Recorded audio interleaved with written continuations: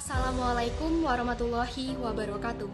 Saya Bella Eka Saputri, mahasiswi Fakultas Hukum Universitas Andalas Angkatan 2020, sekaligus kader Kombat Justisia tahun 2020.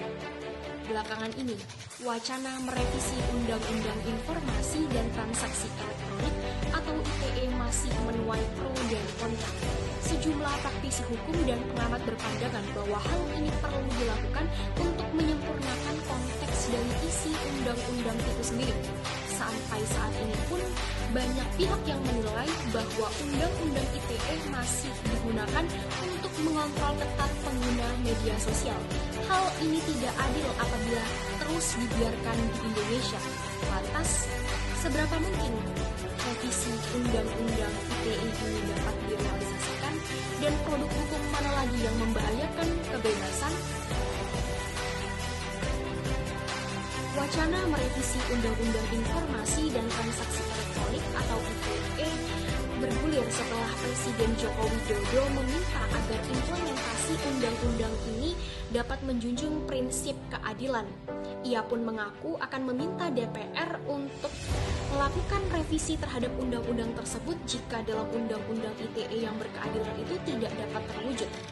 Jokowi pun akan meminta kepada DPR untuk menghapus pasal-pasal karet yang mana dalam hal ini dapat menjadi hulu persoalan dalam undang-undang tersebut dan dapat digunakan sebagai alat interpretasi politik semata.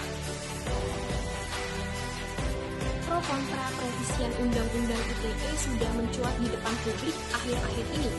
Revisi Undang-Undang ITE sebetulnya bukan pertama kali saja bergulir, namun pada tahun 2016, DPR telah merevisi undang-undang tersebut dengan mengesahkan Undang-Undang Nomor 19 Tahun 2016 sebagai perubahan atas Undang-Undang Nomor 11 Tahun 2008. Namun, perevisian tersebut tidak serta-merta mencabut pasal-pasal dalam Undang-Undang ITE yang menimbulkan pasal karet. Akan tetapi kita tahu bahwasannya apabila kita melihat dari pihak pro sendiri bahwa Undang-Undang ITE harus dilakukan revisi sesegera mungkin, mengingat hal tersebut merupakan salah satu rencana dalam menegakkan prinsip keadilan yang sejak lama kita nanti-nantikan. Karena dalam hal ini Undang-Undang ITE ini membuat pasal-pasal karet yang hanya menimbulkan multitafsir saja, sehingga kita sebagai masyarakat Indonesia ini susah untuk dihadapkan dalam posisi yang benar-benar amat sangat membingungkan, di mana apabila kita diam maka kita diinjak, sedangkan apabila kita bersuara justru konsekuensinya adalah masuk penjara. Berdasarkan catatan Institute for Criminal Justice Reform atau ICJR menyebut ada dua pasal multitafsir dalam Undang-Undang ITE, yaitu pasal 27 ayat 1 dan pasal 28 ayat 2, di mana dalam pasal 27 ayat 1 disebutkan bahwa melanggar setiap orang dengan sengaja dan tanpa hak untuk mendistribusikan dan atau mentransmisikan dan atau membuat dapat diaksesnya informasi elektronik dan atau dokumen elektronik yang memiliki muatan melanggar kesusilaan. Frasa melanggar kesusilaan dinilai memiliki konteks dan batasan yang tidak jelas. Revisi Undang-Undang ITE harus menghilangkan pasal-pasal karet, bukan membentuk pedoman interpretasi terkait pasal 28 ayat 2. ICJR menilai pasal ini tidak dirumuskan sesuai dengan tujuan awal perumusan tindak pidana tentang propaganda kebencian. Apabila kita menilik lebih jauh tentang keberadaan Undang-Undang ITE, di mana produk hukum inilah yang kerap dipakai bagi mereka yang berkuasa, namun justru terbukti membuat rentan banyak sekali warga biasa yang terjerat. Pasal karet yang ditafsirkan seenaknya kadang dipakai bagi mereka yang berkuasa untuk membungkam suara yang berbeda.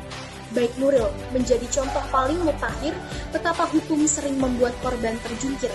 Alih-alih melindungi mereka yang berkuasa, Undang-Undang ITE justru dipakai bagi mereka yang punya kuasa, membungkam klaim dan kebenaran, bahkan bisa membisukan bagi mereka yang sebenarnya menjadi korban.